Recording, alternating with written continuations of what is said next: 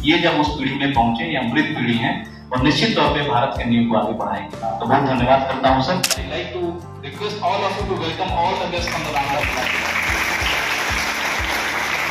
राजकीय engineering college Devgaon में उद्यमिता विकास पर आयोजित अंतर्राष्ट्रीय कार्यशाला के 5वें दिन IIIT इलाहाबाद प्रयागराज के डीन प्रोफेसर रंजीत सिंह ने प्रतिभागियों से स्टार्टअप को फंड करने वाले स्रोतों और स्टार्टअप में वित्तीय प्रबंधन के आवश्यक तरीकों पर चर्चा की।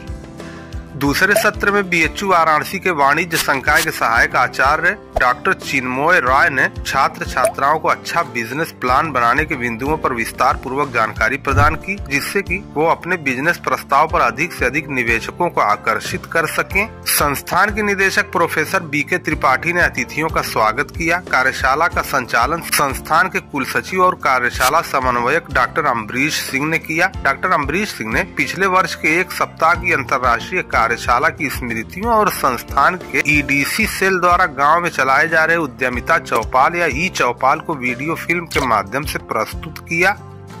प्रोफेसर रंजीत सिंह के साथ उनके शोध छात्रों ने भी कार्यशाला में प्रतिभाग करते हुए अपने अनुभवों को साझा किया। कार्यशाला में अतिथियों का स्वागत संस्थान के निदेशक प्रोफेसर BK त्रिपाठी ने पुष्प गुच्छ और स्मृति चिन्ह देकर किया। सत्र के समापन पर वक्ताओं और प्रतिभागियों को डॉक्टर कौशल कुमार शुक्ला द्वारा धन्यवाद ज्ञापित किया गया। कार्यशाला में संस्थान के शिक्षकों डॉक्टर अनूप नारायण सिंह, डॉक्टर अनीश कुमार सहित अन्य की महत्वपूर्ण भूमिका रही। इस मौके पर पत्रकारों को भी सम्मानित किया गया। प्रेस वार्ता में प्रोफेसर BK त्रिपाठी और डॉक्टर अम्बरीश सिंह ने क्या कहा, आइए सुनते हैं। जी सर, क्या प्रोग्राम था आज, उसके बारे में? आज राजकीय इंजीनियरिंग कॉलेज आजमगढ़ उत्तर प्रदेश सरकार का एक प्रमुख और अग्रणी इंजीनियरिंग कॉलेज है पूर्वी क्षेत्र का।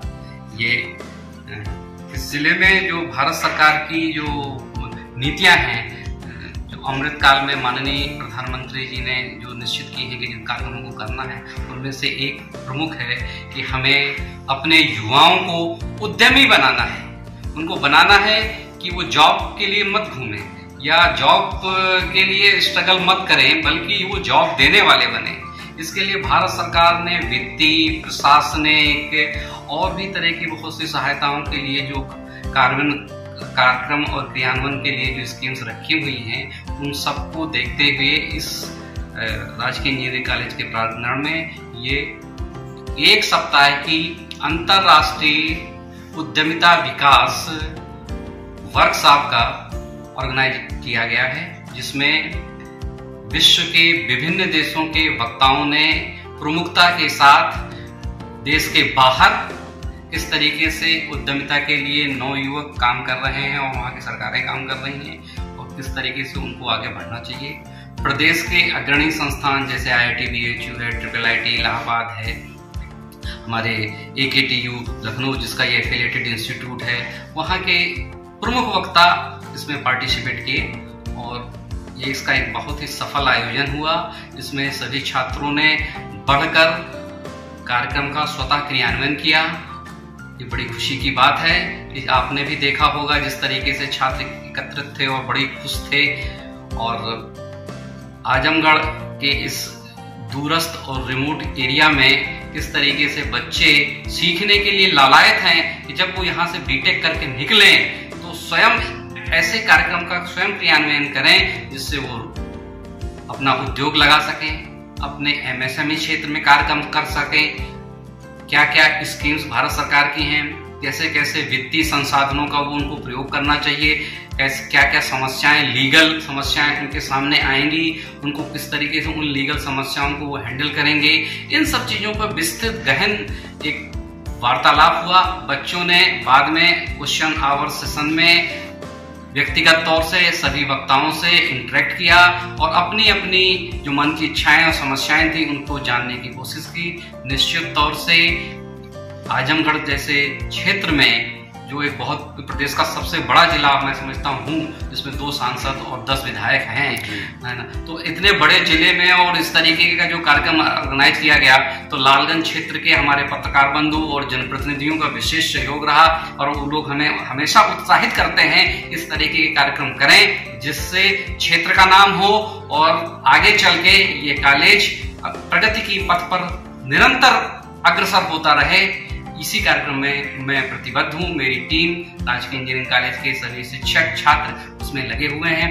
निश्चित तौर से भारत सरकार की जो उद्यमिता विकास की नीतियां हैं उनको हम इसका अपने क्षेत्र में कार्य करना भी चाहते हैं। वो इस तरीके से हमने एक स्कीम लॉन्च की है, ई चौपाल। इस ई चौपाल के माध्यम से हम आसपास के ग्रामीण क्षेत्रों में कम से कम हफ्ते में एक बार जाते हैं, उनसे मिलते हैं और उनकी समस्याएं सुनते हैं और उनको ये बताने की कोशिश करते हैं कि किस तरीके से भारत सरकार की नीतियों का वो फायदा उठाएं और उनको हम क्या हेल्प कर सकते हैं, ये कॉलेज उनको क्या हेल्प कर सकता है, छात्रों के माध्यम से, शिक्षकों के माध्यम से, कर्मचारियों के माध्यम से क्या क्या सहायता हम उनको कर सकते हैं। इंफॉर्मेशन टेक्नोलॉजी, कंप्यूटर साइंस और डिफरेंट कम्युनिकेशन टेक्नोलॉजी, इनका कैसे वो भरपूर उपयोग कर सकते हैं। ये विभिन्न प्रयोगशालाएं इस कॉलेज में निरंतर चलती रहती है, जिसका उपयोग इस कॉलेज के छात्र और क्षेत्र की जनता को लगातार मिलता रहता है।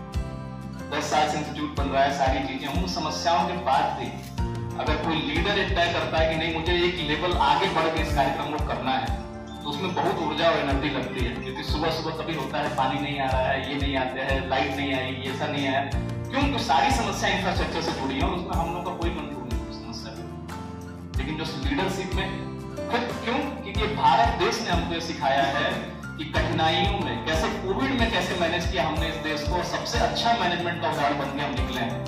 वैसे कि हम लोग के डीएनए में है, इंडियन डीएनए में परिस्थितियां, बच्चों आपके लिए परिस्थितियां कितनी भी चैलेंज वाली हो, कितनी भी विपरीत परिस्थितियां हो, नाम उसी का याद रहता है जिसने विपरीत परिस्थितियों में जाके नौका को पार लगाया, उसी नाविक को सब लोग याद करते हैं।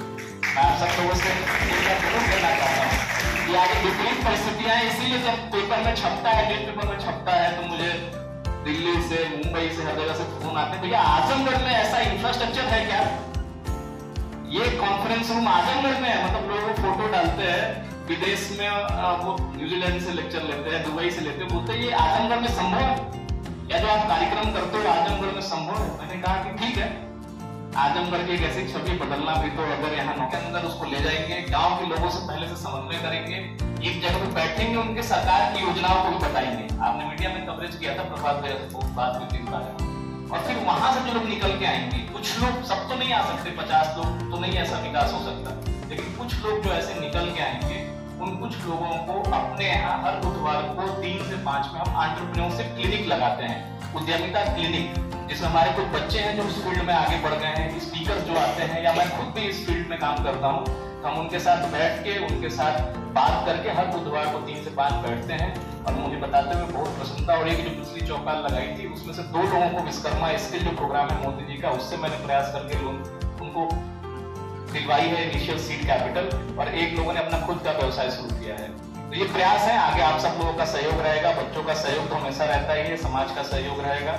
और ये जो प्रेरणा के निदेशक महोदय की, ये निश्चित तौर पे हम लोगों ने बैठ के सर के साथ में काफी डिस्कस करके और सपोर्ट के साथ में, और मैं बहुत सौभाग्यशाली हूँ कि माननीय सांसद महोदय संगीता आजाद जी उस दिन खुद कॉलेज आई थी और उन्होंने जो पहला हमारा ई चौपाल था उसका उद्घाटन किया था यहीं से, और उसका बैनर हैंड ओवर किया था मेरी कमेटी को, जिसने जाके गाँव में चौपाल लगाया था। तो आई रिक्वेस्ट, वो हवा यहाँ की इतनी शुद्ध है कि 50 साल आगे का इंस्टीट्यूट है, सब लोग भाग के ऐसी लोकेशन पे आएंगे।